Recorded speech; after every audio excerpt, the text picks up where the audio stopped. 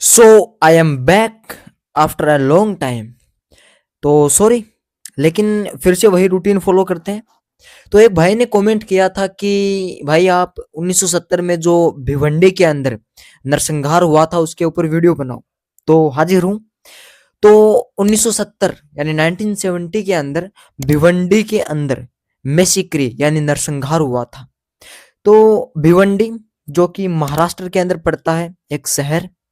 तो सबसे पहले मैं आपको ये क्लियर कर देता हूँ कि ये जो 1970 का जो नरसंहार था वो मुख्यतः भिवंडी के अंदर हुआ था, लेकिन भिवंडी के अलावा जलगांव और महाड़ के कुछ क्षेत्रों के अंदर भी हुआ था ये नरसंहार। लेकिन ये हुआ क्या था, इसके पीछे रीजन क्या था? तो जैसा कि हम सभी जानते हैं, जितने भी युद्ध हुए हैं, जितने भी लड़ाइयाँ हुई है, वो उनके पीछे एक ही कारण होता है, जात पात। हिंदू, मुस्लिम, सिख, ईसाई, और सबसे ज्यादा कारण होता है हिंदू मुस्लिम। तो इसके अंदर भी वही कारण था, हिंदू मुस्लिम, अलग अलग सोच, अलग अलग भाषा, विभिन्नता, अलग अलग देवी देवता, भगवान, गॉड, अल्लाह।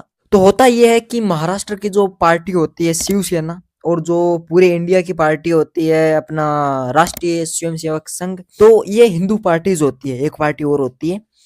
और इनके विरोध में मुस्लिम लीग और जमात इस्लामी, और एक पार्टी और होती है, वो इनके विरोध में मुस्लिम पार्टी होती है। तो इन पार्टियों के बीच में लंबे समय से तकरार चल रही थी।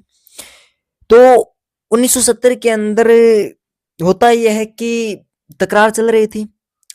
तो अपने जो वीर शिवाजी महाराज हैं, उनका बर्थडे आता है, जन्मदिन आता है। तो वहां का एक संघ होता है, हिंदू संघ, हिंदुत्व संघ होता है। तो वो हिंदुत्व संघ परमिशन मांगता है सरकार से कि हमको एक रैली करनी है महाराज शिवाजी के जन्म दिवस के उपलक्ष्य में, हमको अपनी खुशियां मनानी है। तो सरकार उनको इजाजत दे देती है। अब वो खुशियां मनाते हैं। तो वो अपना जो जुलूस था वो निकाल रहे थे हिंदू लोग। अब जैसे ही वो भिवंडी के आसपास के क्षेत्र, वहां पर मुस्लिम लोग ज्यादा रहते थे, तो जैसे ही वो उन क्षेत्रों के अंदर पहुंचते हैं, वो अपना जुलूस लेकर हिंदू लोग, वैसे ही मुस्लिम लोग उनके ऊपर पत्थर बरसाते हैं, उनके ऊपर पत्थरबाजी करते हैं।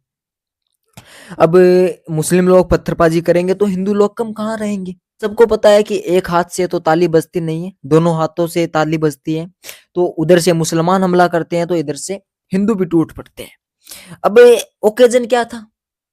जो शिवाजी महाराज, जो भगवान को प्यारे हो चुके थे, उनके बर्थडे का सेलिब्रेशन। अब क्या उन्होंने खुद कहा था शिवाजी महाराज ने आकर कि आप बर्थडे का सेलिब्रेशन करो?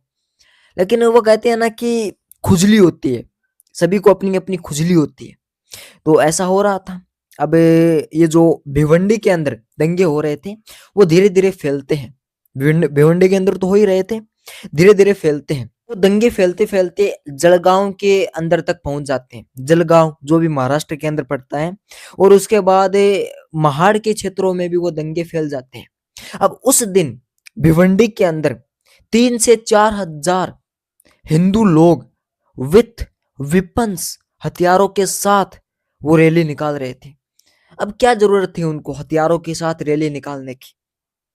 क्या जरूरत थी? लेकिन वो कहते हैं ना कि खुजली चलती है, तो खुजली चलेगी तो खुजलाना पड़ेगा, इसीलिए हथियार उनके पास थे। अब वो दंगे हो जाते हैं। दंगों के अंदर लगभग 250 लोग मारे जाते हैं, 250 से ज्यादा लोग मारे जाते हैं, जिसमें से अकेले भिवंडी के अंदर लगभग 120 से ज्यादा मुस्लिम लोग और 50 से ज्यादा हिंदू लोग मारे जाते हैं। और जलगांव के अंदर लगभग 40-50 मुस्लिम लोग और 16 या 26 हिंदू लोग मारे जाते हैं। तो मारे तो जाते हैं ज्यादा मुस्लिम लोग, और हिंदू लोग भी मारे जाते हैं, ऐसा नहीं है हिंदू लोग नहीं मारे जाते हैं। अब ये दंगे हो जाते हैं, और इन दंगों की जांच के लिए न्यायमूर्ति श्री दीन शाह फिरोज शाह मदन की अध्यक्षता के अंदर एक कमेटी बिठाई जाती है कि आप जांच कीजिए इन दंगों की। तो वो अपनी लास्ट रिपोर्ट 7 खंडों में प्रस्तुत करते हैं, 7 भागों में वो प्रस्तुत करते हैं। तो उनकी रिपोर्ट के अनुसार मारे जाने वाले, उन दंगों के अंदर मारे जाने वाले ज्यादा मुसलमान थे और कम हिंदू थे, ये बात। अब दूसरी बात, वो दोषी ठहराते हैं महाराष्ट्र की पुलिस को कि आपने उन दंगों को रोकने के लिए कुछ किया क्यों नहीं, कुछ क्यों नहीं किया। तो वो दंगे है ना, वो महाराष्ट्र की पुलिस ने नहीं रोके थे, मैं आपको बता दूं। उन दंगों को रोकने के लिए स्पेशल फोर्सेज बुलाई गई थी, जो अपनी कमांडो फोर्सेज होती है उनको बुलाया गया था। तब वो फोर्सेज आकर उन दंगों को रोकने में सफल हो पाए थे। और इन दंगों को रोकने के लिए जो भिवंडी था, जड़गांव था, वहां पर कर्फ्यू भी लगाया गया था। ये उन रिपोर्ट में बताया जाता है, कर्फ्यू लगा दिया गया था एक एक दिन के लिए। अब तीसरी बात, शिवसेना थी, उसको सबसे जिम्मेदार ठहराया गया था इसके अंदर, कि शिवसेना का हाथ है, शिवसेना ने दंगों को भड़काया है, हिंदुओं को भड़काया है। और वहां पर संपत्ति का नाश भी हुआ था, हिंदुओं की संपत्ति भी नष्ट हुई थी और मुसलमानों की संपत्ति भी नष्ट हुई थी।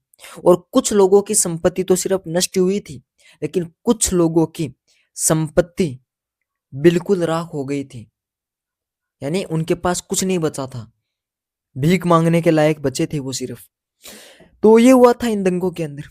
अब अच्छा हुआ बुरा हुआ पास्ट में हो चुका है, लेकिन जब भी दो आपस में लड़ते हैं ना, तो रोटी कोई तीसरा ही लेके भाग जाता है। वो आपने सुना होगा कि दो बिल्लियां थी, उनके बीच में लड़ाई हुई रोटी के लिए, तो रोटी दूसरा कौवा ही लेकर भाग गया, बिल्लियों को कुछ नहीं मिला। तो ये होता है, लड़ाई हिंदू मुस्लिम की हुई थी और फायदा मिला उनकी पार्टियों को, शिवसेना को वगैरह वगैरह को। तो कुछ फायदा नहीं ये करने में। तो चलिए आज की इस वीडियो के लिए बस इतना ही, मिलेंगे अगले वीडियो के अंदर। अगला कमेंट कीजिएगा किसके ऊपर वीडियो बनाना है, तो उसी के ऊपर वीडियो बनाने के लिए आ जाएंगे हम। तो तब तक के लिए जय श्री कृष्णा, जय हिंद, वंदे मातरम।